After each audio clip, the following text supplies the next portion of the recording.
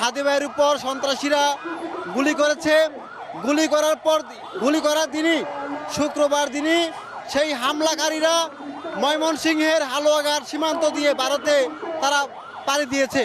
কিন্তু এই অন্তর্বর্তীকালীন সরকারের অথর্ব উপদেষ্টা জাহাঙ্গীর সে কোনো ব্যবস্থা নিতে পারে নাই এবং তাকে যখন আমার ভাই হাদির উপর হামলা নিয়ে প্রশ্ন করা হয় তখন তিনি উত্তর দেন পেজ নিয়ে।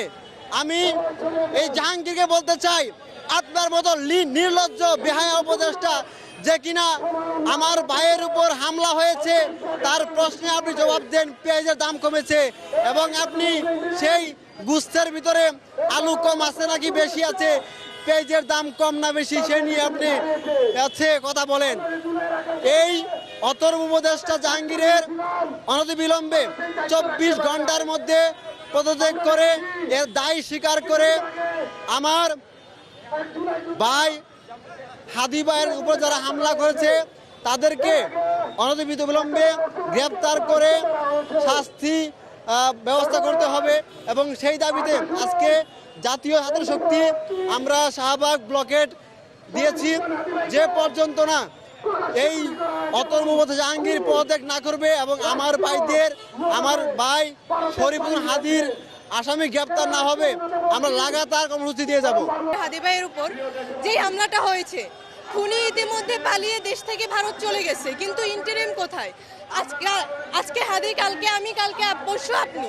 তো এইভাবে যদি চলতে থাকে তাহলে ইন্টারিম দিয়ে আমাদের এই সরকার দিয়ে আমাদের নিরাপত্তা কোথায়? এখানে তো আমাদের কোনো নিরাপত্তা নাই। আর এই সরকার আমাদের যে সামনে নির্বাচনটাকে লক্ষ্য করেই দুর্বৃত্তরা এই ঘটনাগুলো ঘটানোর চেষ্টা করতেছে যাতে নির্বাচনটা বানচাল হয়। আর আমাদের ইন্টারিম সরকার যারা আছে আমরা চাই যত দ্রুত সম্ভব হাদি ভাইয়ের খুনিকে ধরা হোক, না হয় এই সরকারের আমাদের কোনো দরকার নাই। জাহাঙ্গীরের যত দ্রুত সম্ভব পদত্যাগ করুন। আমরা জানি যে সীমান্ত কিন্তু ভারতীয় সীমান্তের এই মুহূর্তে মানে খুবই কঠোর একটা নিরাপত্তা বেষ্টনীতে আছে, যে আপনি চাইলে এখানে যে কেউ আসলে পার হতে পারে না বা আসা যাওয়া করতে পারে না। তার মানেটা হচ্ছে এই জিনিসটা আসলে প্রি প্ল্যান একটা প্ল্যানের অংশ, যেখানে ভারত থেকে প্ল্যান করা হয়েছে যে তাকে দেশে এসে হত্যা করা হবে, অ্যাসাসিনেট করা হবে এবং আবার সে আবার দেশের বাইরে চলে যাবে।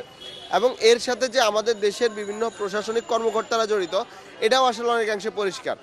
তো এত কিছুর পরেও স্বরাষ্ট্র উপদেষ্টা তার কাছে আসলে এগুলো গুরুত্বপূর্ণ না, বরং হচ্ছে পেঁয়াজের দাম, রসুনের দাম, অন্যান্য মানে পুলিশের খাবারে আলু বেশি নাকি গোস্ত বেশি, এগুলো নিয়েই তার কনসার্ন।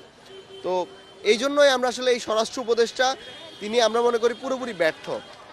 তার গত 1-1.5 বছরের মধ্যে তেমন কোনো সফলতা নাই এবং এই ব্যর্থতার জন্য আমরা আসলে তার পদত্যাগ চাই। এবং আমরা মনে করি যে আসলে বর্তমানে রাষ্ট্রের যে অবস্থা, এই অবস্থায় যদি এই অথর্ব উপদেষ্টা পদত্যাগ না করে তাহলে আসলে সামনের যে ইলেকশন, যেটা আসলে আমাদের গণতন্ত্রের ফিরিয়ে আনার যে আকাঙ্ক্ষা, সে আকাঙ্ক্ষাকেও নষ্ট করবে।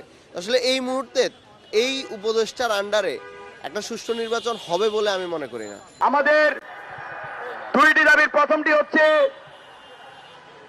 বিপ্লবী হাদি ভাইয়ের উপর যারা গুলি করেছে, যারা এই সন্ত্রাসী কর্মকাণ্ডের সাথে জড়িত ছিল তাদেরকে অনতিবিলম্বে গ্রেপ্তার করতে হবে। আমাদের দ্বিতীয় দাবিটি হচ্ছে এই অন্তর্বর্তীকালীন সরকারের স্বরাষ্ট্র উপদেষ্টা যিনি ইতিমধ্যে এই দেশকে স্থিতিশীল করতে, দেশের নিরাপত্তা নিশ্চিত করতে ব্যর্থ হয়েছেন, তাকে অনতিবিলম্বে পদত্যাগ করতে হবে।